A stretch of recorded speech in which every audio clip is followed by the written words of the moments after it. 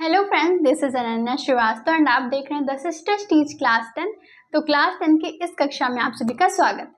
ठीक है, तो हमारा चल रहा था मेटल एंड नॉन मेटल, जिसका आज है लेक्चर नंबर 3। ठीक है, उससे पहले अगर आपने इसके पिछले लेक्चर्स नहीं देखे तो प्लीज़ जाके देख लो, डिस्क्रिप्शन में आपको लिंक मिल जाएगी। ठीक है, उससे पहले कि आपने ये वाली वीडियो देखी, ये वाली वीडियो है अक्टूबर से हमें कैसे पढ़ना है, क्या स्ट्रैटेजी होनी चाहिए, वो मैंने इसमें बताया है, जिसमें 10 रूल्स में मैंने सारी चीज़ें एक्सप्लेन की हैं। तो अगर आपने अभी तक इस वीडियो को नहीं देखा तो प्लीज़ जाके देख लो, क्योंकि इम्पॉर्टेंट है। ठीक है, तो आज का हमारा टॉपिक है धातु और अधातु आपस में कैसे रिएक्शन करती हैं, और इसे हम कहते हैं आयनिक यौगिक। आयनिक यौगिक क्या होते हैं ये देखेंगे, आयनिक बंध क्या होता है ये देखेंगे, साथ ही साथ लुईस बिंदु संरचना कैसे बनाई जाती है वो भी देखेंगे। ठीक है, तो ये वाला लेक्चर इंपॉर्टेंट होने वाला है, तो एंड तक बने रहिएगा। उससे पहले अगर आपने अभी तक इस चैनल को सब्सक्राइब नहीं किया तो प्लीज़ कर लो, क्योंकि इंपॉर्टेंट है। ठीक है, तो चलो स्टार्ट करते हैं। So let's get start. तो देखो, हमें एक चीज़ पता चल गई, धातु और अधातु अगर आपस में रिएक्शन करते हैं तो आयनिक यौगिक बनता है। ठीक है, आयनिक यौगिक, आयनिक यौगिक। ठीक है, यानी आयनिक कंपाउंड। आयनिक कंपाउंड क्या होता है, यह धातु एवं अधातु से बने यौगिक होते हैं। ठीक है, धातु एवं अधातु से बने यौगिक होते हैं। सेकंड चीज क्या होता है कि इसमें जो है धातु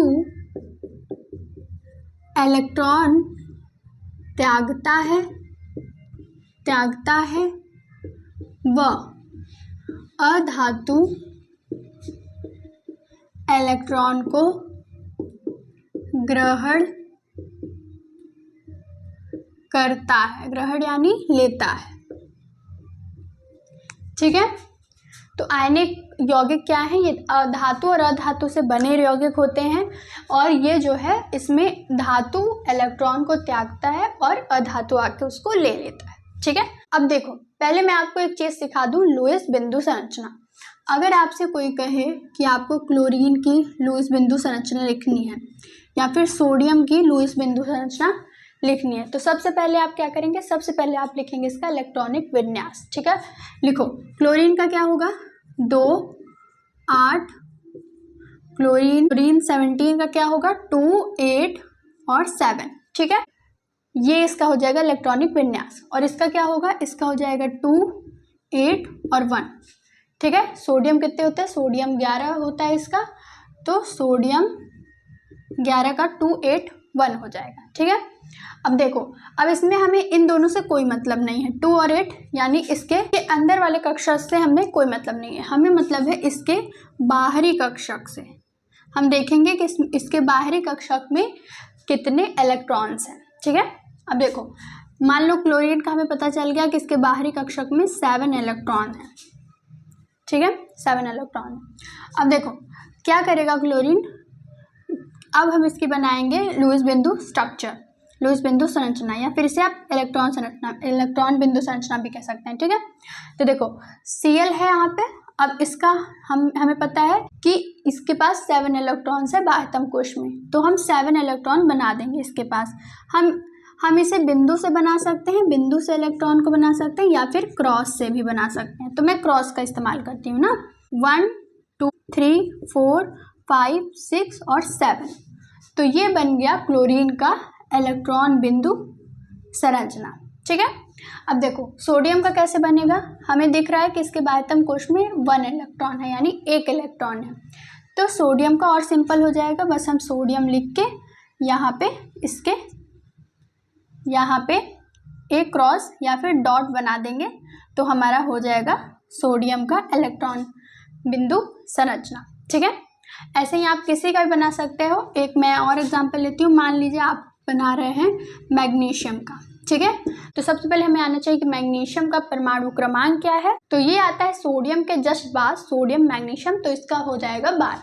ठीक है, तो Mg 12 का क्या होगा 2 8 और 2, ये इसका हो जाएगा। तो अब इसका कैसे बनेगा, देखो यहाँ पे आप मैग्नीशियम लिखो और फिर 2 क्रॉस इसके पास लगा दो, या फिर आप 2 डॉट इसके पास लगा दो, ठीक है।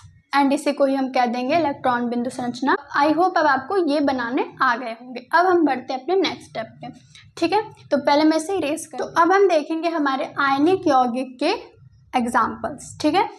एग्जाम्पल्स देखो, सबसे पहले हमने ले लिया मान लो एक धातु कौन सा, सोडियम, ठीक है। सोडियम एक धातु ले लिया और इसका हमने बना लिया इलेक्ट्रॉन बिंदु संरचना, ठीक है।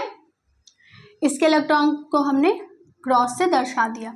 फिर Cl ले लेंगे, इसका भी हम बना लेंगे। तो 1 2 3 4 5 6 7 बना लिया हमने। अब ये दोनों आपस में रिएक्शन करेंगे, ठीक है। रिएक्शन करेंगे तो ये वाला जो इलेक्ट्रॉन है ये सोडियम इसको जाके दे देगा, ठीक है। अब सोडियम इसको जैसे ही ये देगा तो सोडियम के ऊपर आ जाएगा धनावेश +1 का, क्योंकि इसने एक इलेक्ट्रॉन दिया है। और क्लोरीन के ऊपर आ जाएगा, देखो ये क्लोरीन के ऊपर पूरा आ जाएगा -1, क्योंकि इसने इलेक्ट्रॉन लिया है, ठीक है। तो ऐसे हमारा ये हो जाएगा आयनिक बंध, और ये दोनों एक बंध बना लेंगे NaCl, जिसे हम कह देंगे आयनिक बंध। आयनिक बंध क्यों कहते हैं इसे, क्योंकि ये प्लस और माइनस से बने होते हैं। इसका मतलब ये इलेक्ट्रॉन त्याग और इलेक्ट्रॉन के ग्रहण करने से बनते हैं, इसलिए हम इसे आयनिक यौगिक कह देते हैं, आयनिक कंपाउंड कह देते हैं, ठीक है। चलो अब देखते हैं एक और एग्जाम्पल। मान लो हमारे पास है Mg और O। तो Mg का हमने बना लिया, इसके बाह्यतम कोश में 2 इलेक्ट्रॉन होंगे, ठीक है। और ऑक्सीजन का क्या होगा, हमें पता है कि ऑक्सीजन का जो परमाणु क्रमांक होता है वो 8 होता है। कितना होता है, 8 होता है ना। तो देखो ये हो जाएगा 2 और यहाँ पे हो जाएगा कितना, 6। तो इसके बाह्यतम कोश में 6 इलेक्ट्रॉन हो जाएंगे। तो यहाँ हम लिख देंगे 1 2 3 4 5 और 6, ठीक है। इसे मैं ऐसे लिख देती हूँ 1 2 3 4 5 और यहाँ 6। अब देखो ये मैग्नीशियम अपने ये दोनों इलेक्ट्रॉन ऑक्सीजन को ट्रांसफ़र कर देगा, जिससे ऑक्सीजन का अष्टक पूर्ण हो जाएगा। अभी मैं बताऊंगी कि आखिर आयनिक बंध बनते क्यों हैं, ठीक है। तो ऐसे यहाँ Mg के ऊपर +2 का पॉजिटिव चार्ज आ जाएगा और ऑक्सीजन पे 2, तो यहाँ पे -2 का चार्ज आ जाएगा, ठीक है।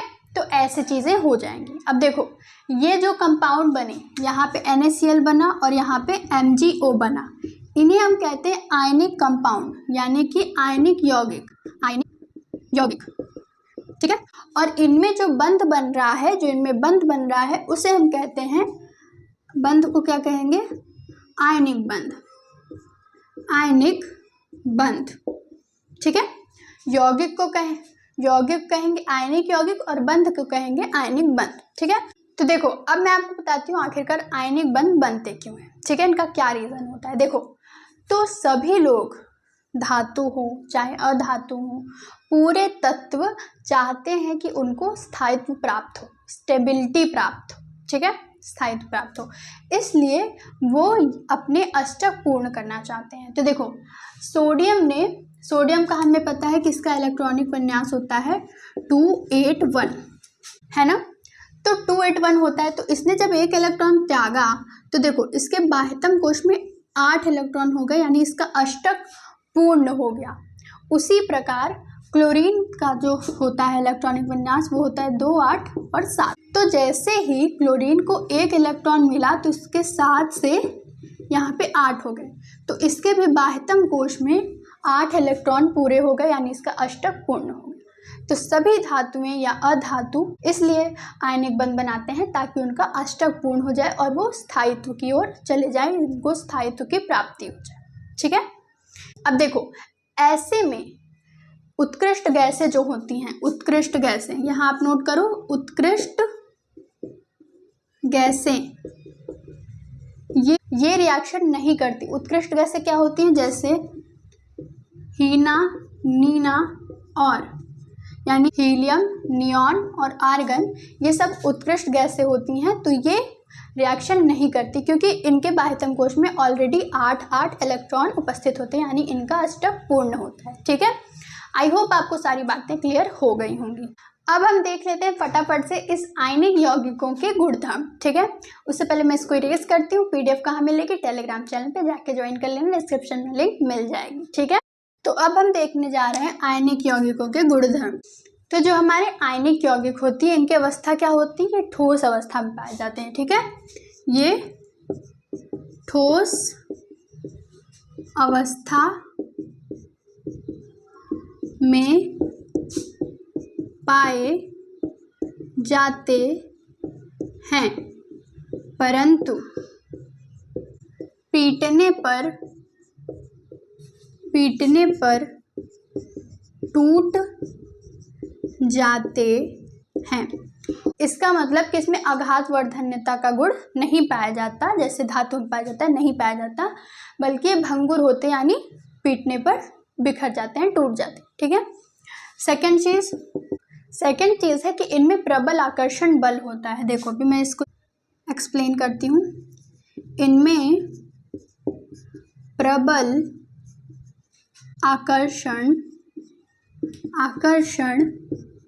बल होता है। प्रबल आकर्षण बल का क्या मतलब? देखो जैसे NaCl है, तो इसमें क्या किया, क्लोरीन ने इसके इलेक्ट्रॉन लिए, ठीक है, एंड ये आपस में बंध बना है इन्होंने। तो देखो अब इनको क्योंकि स्टेबिलिटी प्राप्त हो रही है, तो क्या ये आपस में तोड़ना चाहेंगे, एक दूसरे से अलग होना चाहेंगे? क्योंकि ये दोनों अपने आप में खुश हैं, तो क्या एक दूसरे से अलग होना चाहेंगे? नहीं चाहेंगे। इसीलिए हम कहते हैं कि इनमें प्रबल आकर्षण बल होता है, और आयनिक यौगिक में प्रबल आकर्षण बल होता ही है। ठीक है, अब हम देखते हैं नेक्स्ट, थर्ड, इनके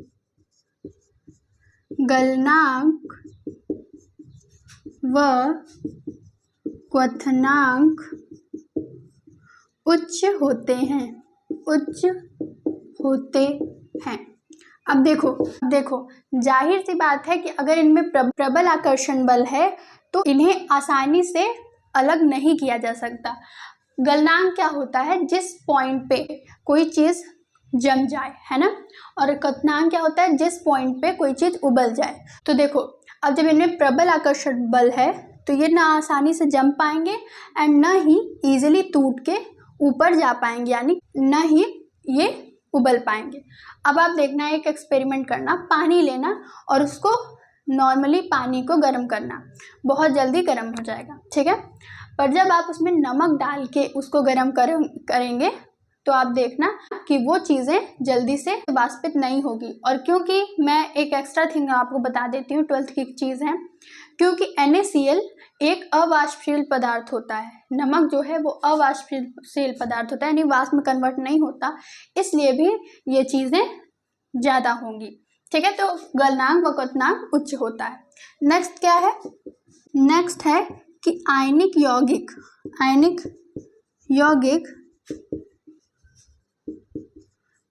गलित अवस्था में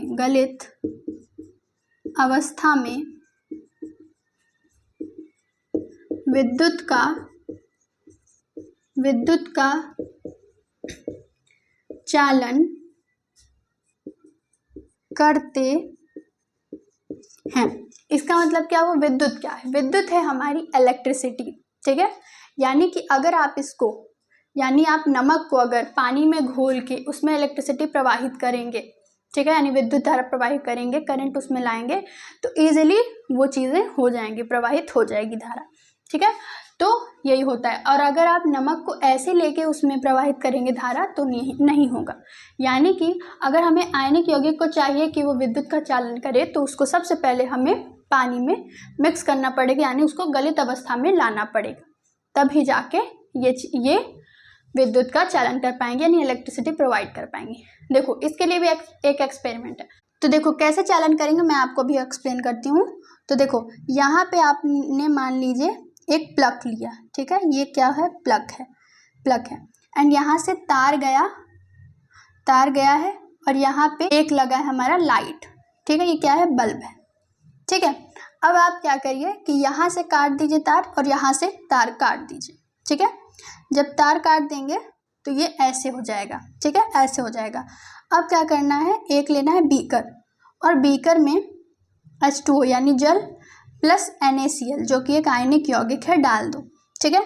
और इसका ये वाला तार यहाँ पे ले जाके रख दो और ये वाला तार यहाँ पे। अब आप देखेंगे जब इसको बोर्ड में लगाएंगे, है ना, बोर्ड में जब आप इसको लगाएंगे तो आप देखेंगे कि ये लाइट जलने लगेगी, यानी कि तब हमें प्रूफ हो जाएगा कि आयनिक यौगिक विद्युत का चालन करते हैं। तो कैसी लगी वीडियो? अगर वीडियो अच्छी लगे तो प्लीज़ लाइक करना, चैनल को सब्सक्राइब करना एंड वीडियो को शेयर करना, ठीक है। कुछ भी डाउट हो तो कमेंट करना। मिलते हैं आपसे नेक्स्ट लेक्चर में एक अलग टॉपिक लेकर, लेक्चर नंबर 4 में। And thank you for watching.